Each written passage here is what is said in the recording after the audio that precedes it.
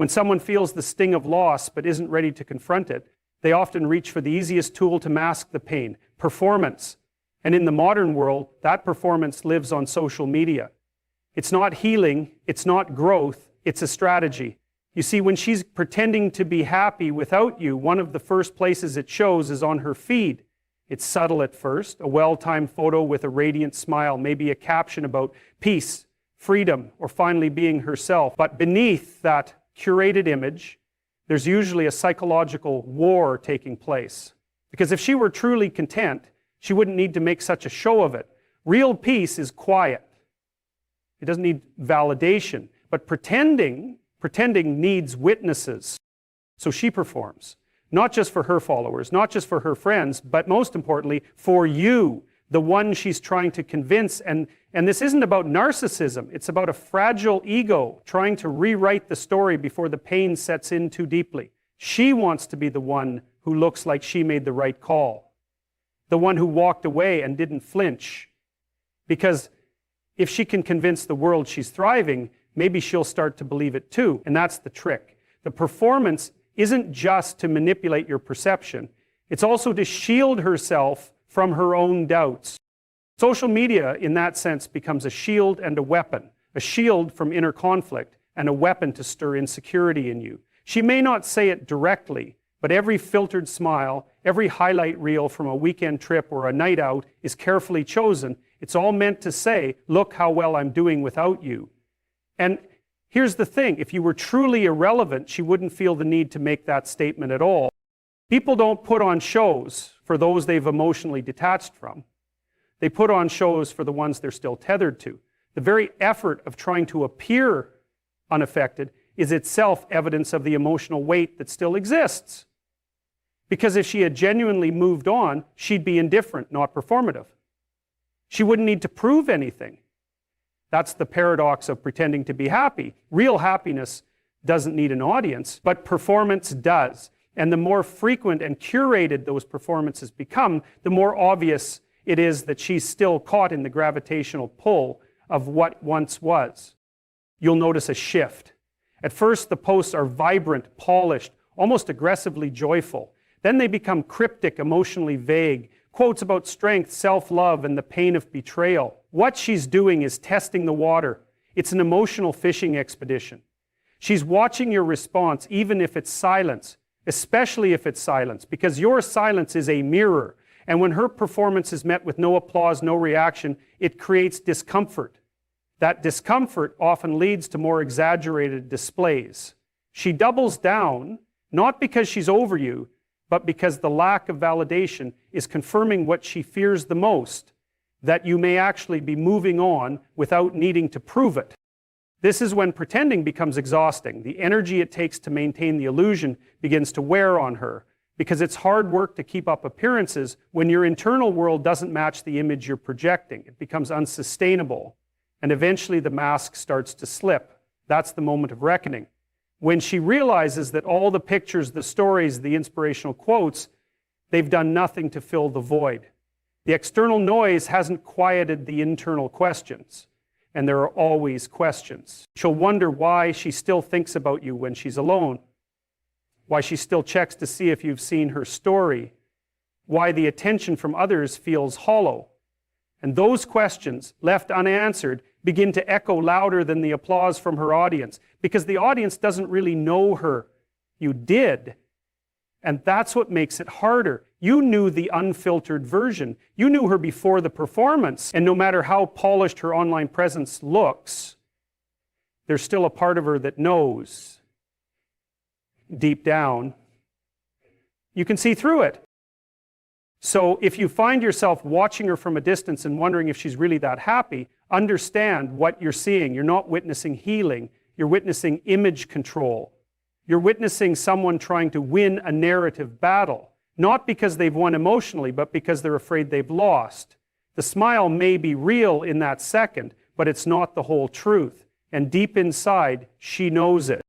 The truth doesn't need filters, and healing doesn't need an audience. But pretending needs both. You'll notice something fascinating. When someone pretends they're fine without you, they surround themselves with noise. social noise, new friends, new flings, constant activity. It's a frenzy of movement that on the surface looks like freedom, but underneath is often a desperate attempt to avoid sitting still, because in stillness, the truth has a way of creeping in, and the truth is uncomfortable. It's easier to run from it than to confront it. That's why she keeps moving. She fills her calendar, she fills her phone with conversations, and she surrounds herself with distractions. Because silence is dangerous. Silence brings clarity. In the early days after the breakup, this is often masked as living life to the fullest, but it's not authentic, it's survival. It's a reaction. She's not engaging with the world because she's overflowing with joy. She's engaging because she's trying not to feel the absence, your absence. She doesn't want to deal with the emotional consequences yet, so she outsources her peace to people, to events, to external stimulation, but it's fragile. It breaks the moment the music stops. It breaks the moment she's left alone with her thoughts. What's often misunderstood is that emotional disconnection doesn't mean emotional detachment. She might appear detached on the surface, but emotionally, there's still a deep entanglement. That's what drives the behavior. She doesn't want to admit that letting you go was more complicated than she expected. So instead of confronting that reality, she escapes it. She jumps into temporary relationships or entertains new romantic interests, not because she's ready for something real, but because she's trying to replace what she lost. But you can't replace something meaningful with something superficial and expect fulfillment. You can only delay the reckoning. The people around her might reinforce this illusion. They tell her she's doing great, that she looks amazing, that she's glowing, but validation from the outside is no substitute for inner peace. She might go along with it. She might even believe it for a moment, but eventually the cracks begin to show because nothing she's doing is rooted in wholeness. It's all compensation. It's all avoidance. And avoidance has a cost. You start to see it when the pace slows down, when the novelty of distraction wears thin, when the nights out become routine instead of exciting, when the attention she sought begins to feel hollow. And that's when the loneliness sets in. Not because she's alone, but because she's surrounded by everything that doesn't satisfy her. That's the irony of trying to outrun your feelings. No matter how fast you go, they're always one step behind you, waiting for you to get tired. And eventually she does. She gets tired of pretending that it doesn't bother her, tired of acting like it was easy to walk away. Because the more she distracts herself, the more obvious it becomes that the void she's trying to fill isn't about her circumstances. It's about what she lost. It's about connection. And deep down, she knows she had it with you in a way that these fleeting moments can't replicate. But here's where it gets even more interesting. She doesn't just miss you, she misses who she was when she was with you. Because in the absence of genuine connection, people begin to reflect on their own emotional identity. She remembers the version of herself that felt safe, seen, understood. And even if she won't admit it, she starts to realize that what she's chasing now is just an imitation of what she already had. But she traded it for what looked like freedom, and freedom without emotional grounding becomes chaos. So what does she do? She might double down on the noise. She might throw herself deeper into distractions, or she might begin to pull back and quietly reflect. That's usually when the regret surfaces, not in a loud, dramatic way, but in quiet moments of vulnerability that nobody else sees. When she's lying in bed at night, scrolling through her phone, resisting the urge to reach out. When she hears a song or smells something familiar and it jolts a memory she's been trying to bear, that's when it hits. Not because she wants to go back in time, but because she starts to understand the gravity of what was lost. That kind of realization is sobering. It forces a reckoning not just with the relationship, but with her own choices. And what's more painful than losing someone is realizing you ran from something real only to chase after what was hollow. It's a difficult truth to face. But the heart doesn't forget what mattered, no matter how much you try to distract it. Because deep down, she knows the difference between escaping and healing. And eventually, the noise won't be enough. There's a strange moment that creeps in when someone realizes they can't trigger you anymore. It doesn't happen all at once. It builds slowly and then hits suddenly. that realization that the emotional power they once held over you is now gone can be more shocking to them than the breakup itself. Because for some people, control isn't just a byproduct of a relationship, it is the relationship. The ability to push your buttons, evoke a response, make you chase after them when they pull away. That dynamic becomes their silent proof that they still matter, that they still hold significance in your emotional world. So when that disappears, when they prod and poke, and there's nothing, no reaction, no confrontation, no emotion, it shakes them in a way few things can. It's unsettling because it's not what they expect. They expect you to be angry, to lash out, to question, to chase. But when you do none of those things, it communicates something far more powerful than words ever could, that you've moved past the place where they could reach you. And that silence is deafening. It speaks to growth, to emotional independence, to strength, and for them to a loss of identity. Because if they're no longer the person who can stir you up emotionally, then who are they to you now? The answer is often nothing. And that, more than anything, is what begins to torment them. You see, many people confuse attention with affection. As long as you're reactive, as long as you're emotionally available, even through anger or frustration, they believe they still have a place in your heart. But when your energy becomes indifferent, when your focus turns inward, and your emotional tether to them dissolves, they're left holding the pieces of a script they no longer get to play a role in. It feels like rejection, even if it's simply detachment. And for someone who thrived on the dynamic of control, that rejection is unbearable. It creates a psychological dissonance. On one hand, they might have told themselves that they're fine without you, that they made the right choice or that they've moved on. But on the other hand, your lack of reaction contradicts their narrative. If you're not angry, not bitter, not hurt, then maybe they didn't mean as much as they thought they did. That's when the regret creeps in, not because of who you were necessarily, but because of what your silence says about them. It confronts them with a mirror they were never ready to look into, a mirror that doesn't reflect the powerful, desirable figure they imagined, but rather someone who was only ever important because you made them important. This loss of influence is uniquely painful. And you need to understand, it's not always about love, it's about ego, it's about identity. It's about the need to feel significant even in someone else's suffering. So when you stop suffering over them, they lose that significance. That's why some people come back not to reconnect, but to test the waters, to see if they still have that pull, to see if they can still extract a reaction from you. And if they can't, it stings in a way nothing else can. Because emotional power once lost is rarely regained. They start to reflect on their choices, not because they've had a moral revelation, but because your silence now exposes the consequences. It becomes clear that their behavior wasn't without impact, and more importantly, that they're no longer in control of the outcome. You are. You've taken back your attention, your emotions, your energy. You've reclaimed what was always yours. And that realization doesn't just break the cycle, it breaks their perception of themselves. And here's where it gets really uncomfortable for them. They begin to see the version of you that they never believed would exist without them. Strong, peaceful, focused. You're no longer explaining yourself, no longer defending your worth, no longer responding to the chaos. That's not indifference in a cold, bitter sense, it's liberation. You've outgrown the emotional ecosystem they used to thrive in, and what used to feel like power for them now feels like desperation. This is where the silence speaks louder than any argument ever could.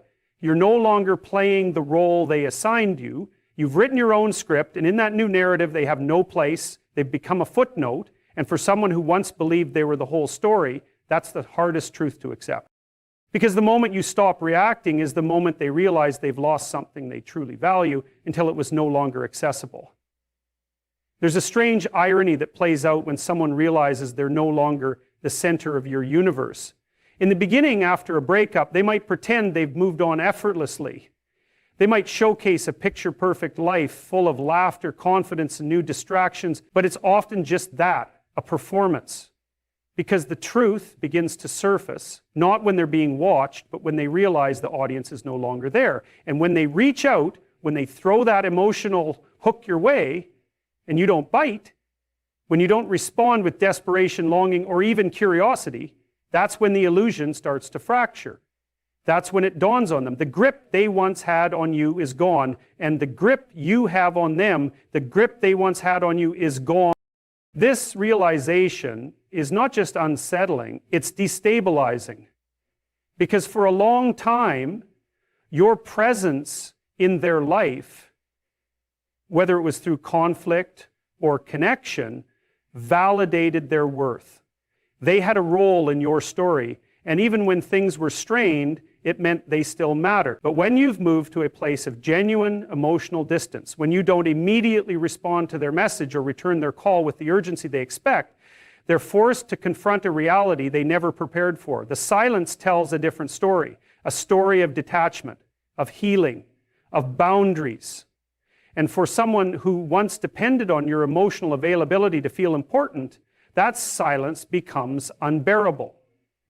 So often people underestimate the power of emotional closure. They think they can return whenever they want, disrupt your peace, and find you right where they left you, waiting. But when they come back, and you're not waiting anymore, when they find a version of you that's no longer searching for answers, they don't know what to do with that. You see, your indifference is more painful to them than any angry outburst could ever be. Because anger still means engagement. It still means they're in your thoughts. But indifference, that's the final cut. That's the moment they realize they've lost something real, something they didn't fully appreciate while it was in front of them. And this isn't about playing games. It's not about pretending to be over someone or using silence as a weapon. It's about growing to a place where their absence no longer defines your identity, where your sense of self is no longer tied to their validation or acknowledgement. That growth, slow, painful, deliberate, is what truly sets you free. And when someone who once had emotional control over you reaches back and finds that control is gone, it shatters the fantasy they've been clinging to. The fantasy that they could leave and come back whenever it suited them. The fantasy that you'd always be emotionally available, no matter the cost to your own well-being. This kind of reckoning doesn't happen in loud, dramatic moments. It happens in small, quiet realizations, in the space between messages, in the lack of urgency in your voice, in the fact that you no longer explain yourself, no longer seek understanding, no longer feel the need to correct the narrative they've created. That's when it hits them. You're no longer a part of their emotional safety net. You're not the fallback. You've outgrown the role they cast you in. And the more they realize this, the more they struggle to reconcile the version of you they knew with the version they're seeing now. The confident one. The one who's not performing, not chasing, not trying to prove anything. The one who has accepted reality, learned from it, and moved on with clarity. That version of you is the one they never anticipated. It's the one that makes them question everything they assumed about the relationship and their place in it. What they often don't understand is that peace doesn't require permission. You don't owe them your pain.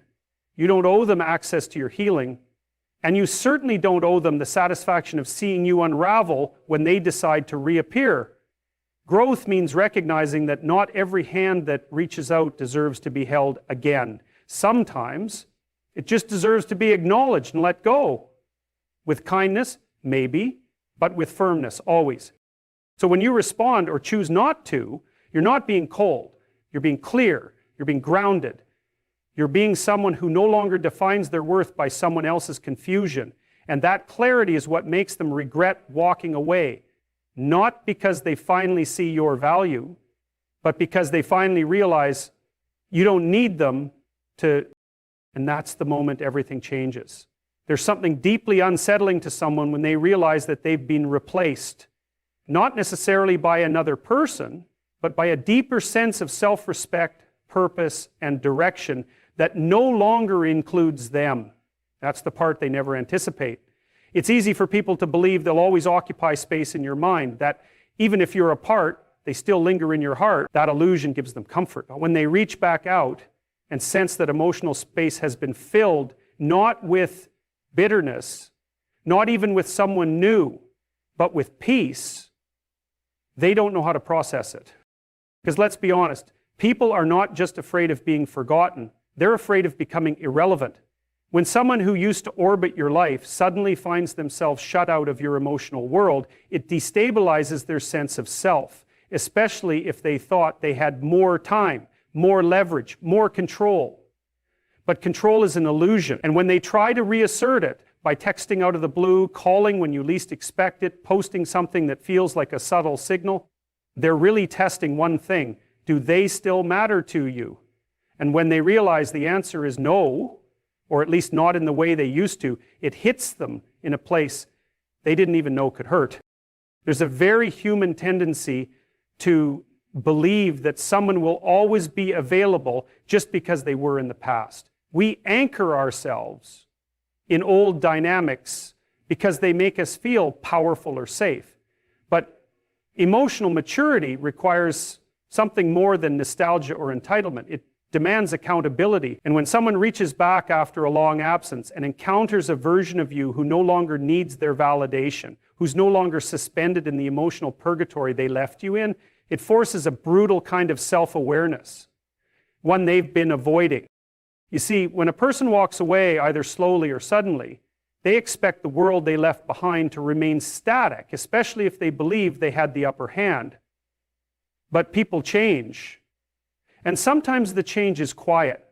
It's in the way you no longer check your phone for their message, the way you stop romanticizing the past, the way you stop blaming yourself. And that's not just healing, that's evolution. And when they come back expecting to find the old version of you, the one who once tolerated uncertainty and emotional breadcrumbs, they're met with a different reality, one that is secure, one that asks for nothing, one that in its stillness speaks volumes. This kind of emotional replacement doesn't have to involve someone new. Often it's more powerful when it doesn't. Because what really unsettles them is knowing that the person they left behind learned to stand without leaning on anyone else.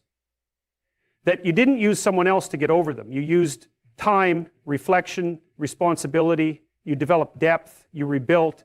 And what you created wasn't a performance. It was real. And real growth, real strength is the one thing they cannot compete with. So when you respond to their message with calm detachment, or perhaps don't respond at all, it's not an act of revenge.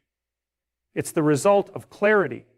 Because when someone's absence teaches you how to value your presence, when silence becomes your sanctuary instead of your suffering, you don't give that away again. You protect it. You protect you. And here's the truth. Most people don't expect to be forgotten. They don't expect the story to go on without them. But it does, and the plot thickens. The character they once knew becomes someone wiser, more discerning, less reactive. And that change, that's what stings the most. Because it proves they weren't the reason for your strength. In fact, they were the reason you had to find it. So when she comes back, after weeks, after months, and tries to reinsert herself into your life, what she's really trying to reclaim is her role in your story. But you've rewritten it. And there's no space for repetition. You've already turned the page. Let that chapter stay closed. When she finally realizes, you're not waiting anymore, when the silence on your end no longer feels like a game but a conclusion, something irreversible, she begins to feel the shift in her own emotional reality. What was once certainty begins to decay into doubt. She doesn't know how or when it happened exactly, but the control she thought she had begins to slip through her fingers. And here's the truth that most people refuse to acknowledge. Power in relationships is rarely about who speaks the loudest or who leaves first. It's about who can live with their decision and who can't. For a long time, she might have assumed your silence was temporary, a tactic, or a cry for attention, because that's how many people interpret quiet. They don't see it as strength, they see it as absence. But there comes a moment when that silence becomes something else entirely. It becomes clarity. It becomes peace. And when that realization sets in, it's incredibly destabilizing for the person who once felt certain you'd never fully detach. She may try to reach out again, maybe not directly, maybe in a subtle way, through a like, a vague message, or a mutual friend, but it's not really about reconnecting. It's about testing. Testing whether the hook still has you, whether your heart is still in the same place she left it. But when she finds the waters still, when she senses there's no longer a storm of emotion behind your name, no anticipation, no longing, what hits her is The finality, not the drama, not the argument, just the quiet certainty that she no longer has influence over you. And that kind of loss is harder to mourn because it can't be reversed. And there's something important to understand here.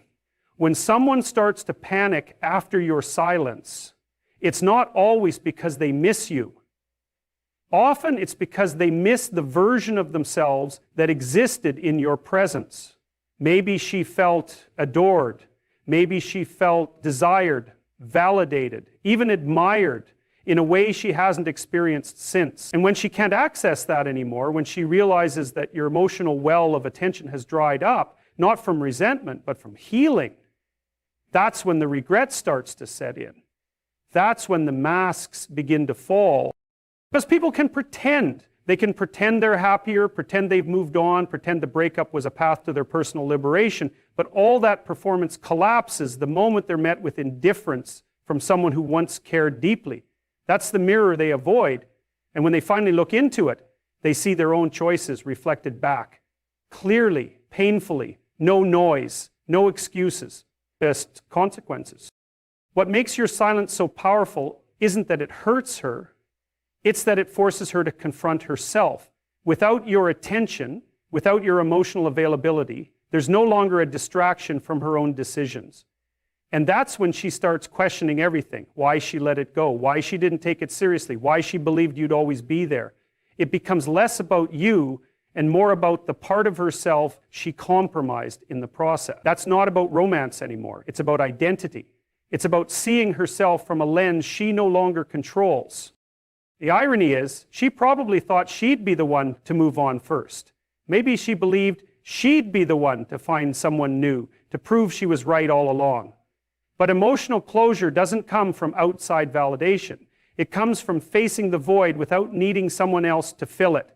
And when you do that, when you walk away and build something stronger within yourself, you leave her to face what she never expected, your evolution.